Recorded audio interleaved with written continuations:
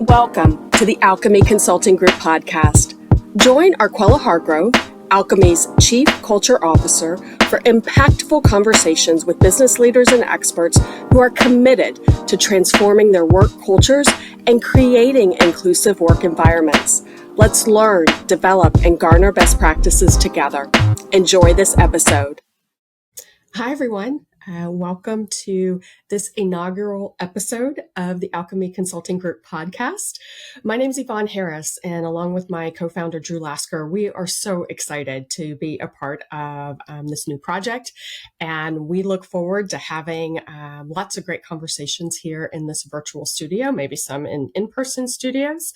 But we have an expert host in Arquella Hargrove. For many of you that are listening, I'm sure you already know Arquella.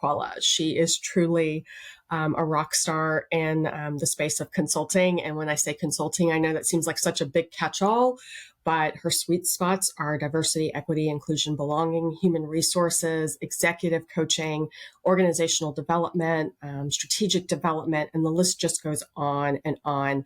So Arquella is a friend to many, not just an expert, but just a great collaborator, a great business partner, and someone that so many of us are blessed to be able to work with. So Arquella, welcome, and thank you so much for starting this podcast.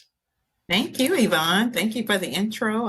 I'm honored to be here, and I'm excited to finally get a chance to start the podcast, and definitely to highlight all of the geniuses out there who do this work with me. So I'm excited, looking forward to the conversations. And who better to highlight the geniuses than a genius?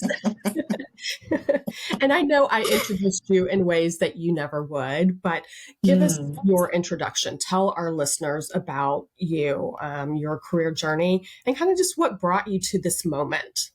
Thank you again, Yvonne. Again, I'm excited and looking forward to having these conversations and, again, bringing thought leaders and collaborators that will, again, share their expertise for sure. So my background is 30 years in HR. I tell people I started when I was 12 because I've been doing it for a very long time. And I probably have seen and heard everything that people can do and say in the workplace, and have worked in different industries.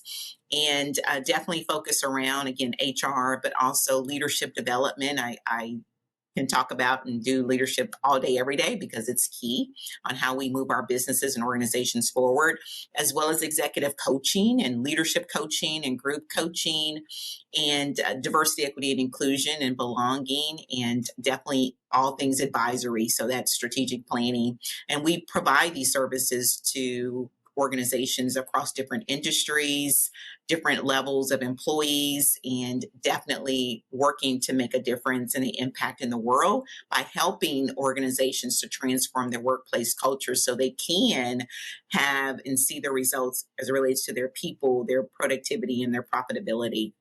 When I hear you introduce yourself, Arquella, I think your start age fluctuates. Depending on the day. Yes, exactly. Like, when did she start? Yeah, but the thing that I note every time I interact with you is just that this is really your purpose. And, this is something that you don't do as really a vocation. You do as an extension of your talents and your gifts, and you surround yourself with people who share the same passion as you do. So you have a quote that you love to share. It's an African proverb, and it's, if you want to go fast, go alone. If you want to go further, go together. So I was reminded of that quote when I just thought about the inception of this podcast. And is that really kind of maybe at the root of why you're creating this podcast? You're creating a platform for people to get more information in some of these business conversations?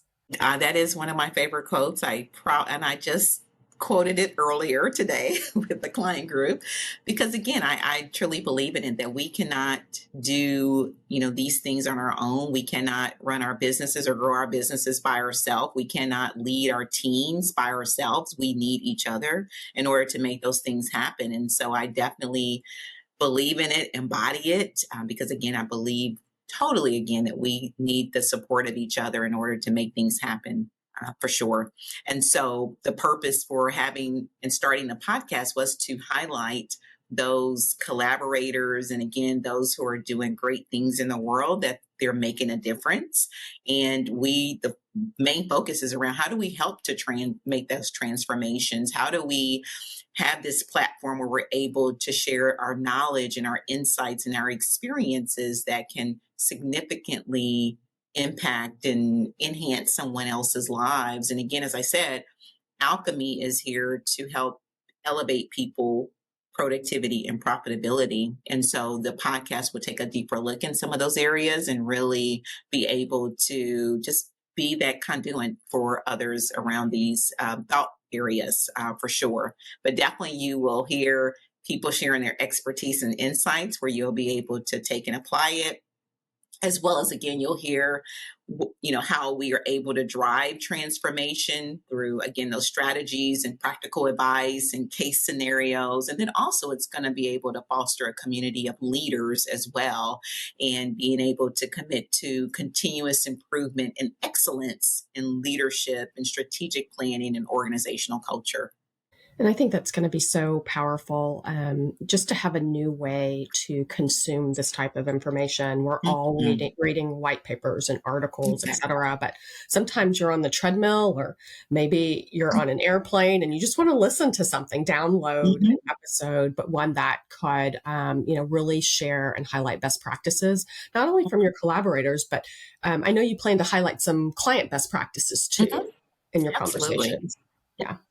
Clients and other thought leaders in our communities that definitely want their voices to be heard. And again, to your point, we're able to share best practices that someone else can take and think about, how might this be applicable within our business or within our organization? And so there will be a variety of guests that will be here to join us in these conversations.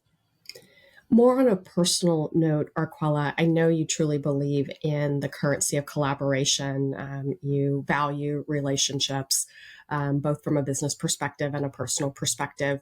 So I know that in your network and doing this work, you mentioned geniuses earlier, but you've come across some great subject matter experts who are probably like heroes and role models to you and so many others. Are there a few people that come to mind that just really inspire you to do more, to do different in this space? Oh my gosh, there are so many sheroes and heroes, so too many to name, but just to really highlight. And again, some people will grace these airways for sure. But definitely I look to you, right? You're definitely my shero, right? A leader in this space as well, DEIB, HR, leadership. And so definitely I look to you as one of those sheroes for me. Another guest that everyone will hear is Minda Harts. She definitely is a shero and a best-selling author 3 times over, and definitely looking forward to having her come and share with our audience. Another person who comes to mind that's in this DEIB space and who's an attorney is Elizabeth Campbell. And so definitely she has been able to make some impacts, and definitely look to her again as another shero. There's many others, Verna Myers, right, who I definitely admire from afar. I don't know her personally. There's many. There's Lily Zing. There's so many. Daisy Vesquez. There's so many people who are doing the work. Anyone who holds the title of an HR leader, CHRO, or chief learning officer, or chief diversity and equity officer, definitely are my sheroes or heroes because of the work that they're doing to make an impact. Again, going back to transforming their workplaces for the better. Well, Arquella, I know you're very humble, so I will do this on your behalf. And this is not the intention of the podcast, but Verna, Daisy, Lily, if you're listening, we'd love to bring you on the pod and spend some time with you. So we'll try to make sure, Arquella, that somehow can organically grow this audience where, we are hearing from those that you mentioned and so many others, right? Who are just in the work every day, truly everyday heroes. And then when I even think about your, the book of business and the industries, Arquella, that you work in, I mean, you're reaching oil and gas, energy, healthcare, education, both higher and what I'll refer to as school districts for purposes of this conversation. So really trying to make impacts at all the different stages and life cycle, trying to impact not only those leaders who've been in the organizations for years, but how do we make differences for the youth and for our educators that are working with such a diverse composition of students every day? How are we skilling them up to be more effective in their roles? Yeah, a couple of things just to speak to, definitely, again, we are across different genres and industries for sure. But one of our big things is that one of our areas is leadership development. And we, over the last year or so, we've seen this uptick in leadership development. And so, again, I cannot stress enough that our goal is that how do we drive transformation when you think about within that people culture and really investing in our people, investing in our future leaders, definitely, and really being able to foster a positive and an inclusive and high performing work environment where everyone benefits from that. And so definitely having more opportunities and investing more in leadership development programs that really focus around emotional intelligence or inclusive leadership skills or the ability to inspire and motivate diverse teams are all crucial. Something that we're doing here or coming up where we're working with a school district that has anti-racism standards, which is wonderful, right? To become an anti-racist district, as well as have anti-racist classrooms and being able to equip their students with leaning in on being more inclusive minded and having for those teachers to have more of an inclusive program or curriculum, if you will. And so those are things that we're doing and seeing there's definitely an opportunity for growth there for those student leaders, as well as the leaders within that particular district. And so for me, it's the leadership development and training. There's the employee development and growth opportunities, as well as, again, just the opportunities to invest in your people we find to be invaluable. Well, we won't go too deep on it today, but I know there will be a lot who will be very interested in your work with educators. But I hope it's pretty obvious. I don't know that I clearly stated it, but you are a business owner. So you're not doing this work within the confines of a corporate structure, et cetera. So there's another level of leadership that you just bring to the space as a woman business owner, as a minority business owner. So I know there are going to be some people listening who are going to look to you and just say, okay, I may not want to do DEIB consulting or executive coaching, but I'm looking at Arquella. How do I start my business? Where do I start? What are some of the challenges? Do you have any advice for others and maybe other women of color who are really inspired to start a business, but they just don't know where to go? Thank you for the questions. Great question. I always like to how I started was I was wearing my HR hat, and I would have people who were starting their own businesses or people who had businesses and just needed some HR assistance who would reach out. And so I started to provide those services in the evenings and weekends. And back then we didn't call it side, but it was a side hustle. And 18, 19 years ago. And it just grew from there, of course. But I always recommend when I'm asked the question is really identify what's your niche, right? What do you do best? What's your jam? What gets you excited? What's your purpose? And really thinking about what might that look like if you had that as a business, right? And what's going to be your unique value proposition that you're bringing to your clientele or your customers. And then two, thinking about just to outline a plan and just have a business plan or a growth plan that really outlines what is the vision for your business, what might be a strategy, and then where do you see yourself growing this business? And I always say start small. And again, thinking about if you're currently working, it might be that you start with out one client group, and then as it's growing and people get to know who you are and reach out, then from there you want to definitely think about the next level and thinking about, okay, I need to leave my organization, my corporate job. And my indicator was that I needed to replace my salary. And so once that happened, then it was like, okay, then I can move and do this full time.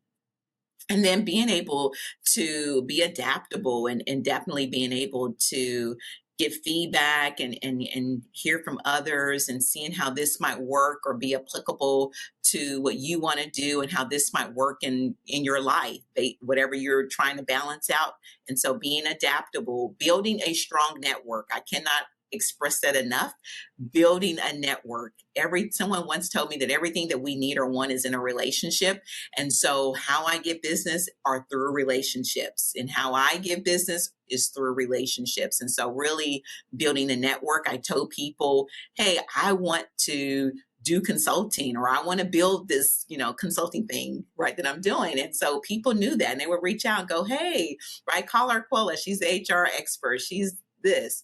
And that's how I was able to start to grow and tap into all the different industries because of my network. And so I tell people, when you're looking to start something, you definitely want to tap into the network and being able to let folks know, here's what I'm doing, here's what I want to do, so they can advocate for you and refer business. And then a couple more areas to think about too is really focusing on that customer experience. How can you deliver exceptional value to your clients or services that's going to build that loyalty, that word of mouth?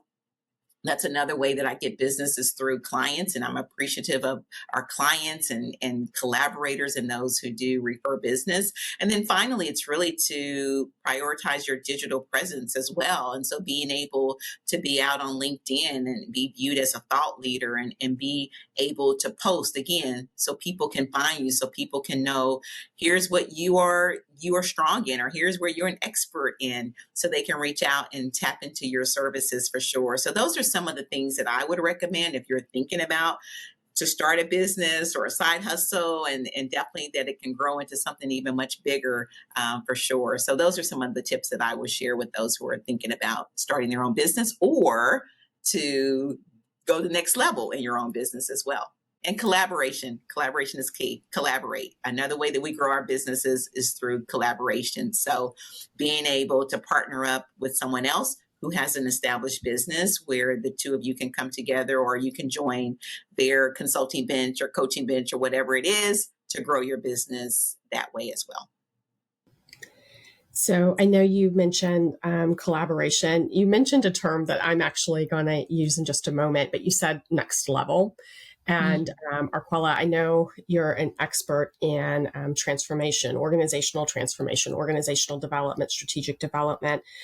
But you don't only support your clients in that, you walk the talk. And I learned from you that with every new year that comes, you are going to next level.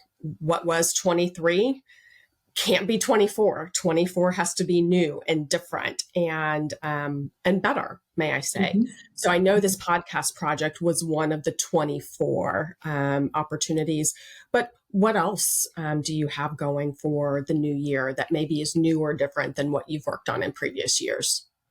Yeah, definitely. It's just kind of, how do we continue to elevate and grow, scale, right, each year? And so definitely several things on the horizon for 2024 is definitely the launch of the podcast. So I'm excited about that, and new opportunity, new service. And another is expanding the market reach. And typically, again, we are across the U.S. at this point, but definitely looking to do something where we are more international, but definitely expanding our reach, as well as our strategic partnerships. It's diversifying in new industries. And so you named off a number of industries that we're in. There's maybe a few more that we want to add to the roster, to the portfolio for sure. And then also being able to be more innovative around some of the services that we're providing, maybe looking at products that we can provide as well for our clients, again, to helping them to transform their cultures, being able to be resilient and innovative. And so we have to do that on this side in order to provide that for our clients. Another one is that we want to build strategic partnerships, continue to build strategic partnerships and have more alliances with businesses in the like businesses or new industries. And so that's another area that we're looking to embark on.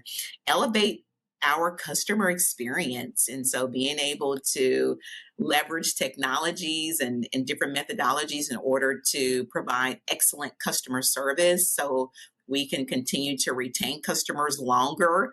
And I'm excited. We have several clients who have been working with us for a number of years. And so we want to continue that for sure. Strengthening our brand presence is going to be key this year as well. And then investing in our team. So again, they are well equipped with helping and taking it to the next level for our clients for sure. So those are some of the areas that we're looking to grow and add for 2024. And then lastly, looking to integrate sustainability and social responsibility into our business operations and ethos as well. So we are definitely viewed as a business that's corporate responsibly when we think about the work that we do for our client group. So those are some of the areas that we're looking to expand on or add for 2024. That last point is really important as we talk about, you mentioned corporate responsibility, but I also think of ESG and, the S really being the umbrella for a lot of the things that you just mentioned in the social category. So I think the opportunity, Arquella, is to bring that S conversation right next to environmental conversations, right next to governance conversations. So business leaders see this as just doing good business and not an HR thing or not a DEIB thing. This is just how you are going to remain profitable and continue to attract the best talent in the years to come. So Arquella, I'm excited. I challenge our listeners to stay tuned for some really great and super topics. And in the show notes, we will also have information on how to connect with Arquella as well as Alchemy Consulting Group. So you are in for a treat. Add us to your rotation. You can download this podcast wherever you consume yours. And again, it's the Alchemy Consulting Group Podcast. So thank you, Arquella. Looking forward to it. Yes, I am too. Thank you. Thank you. Thank you for tuning in to the Alchemy Consulting Group Podcast. Follow this podcast on social media and help continue the conversation by sharing your business and leadership best practices. Subscribe to this podcast wherever you consume yours and share this podcast with your organizations and networks. Let's strengthen the community of those committed to responsible leadership and work environments where everyone can thrive.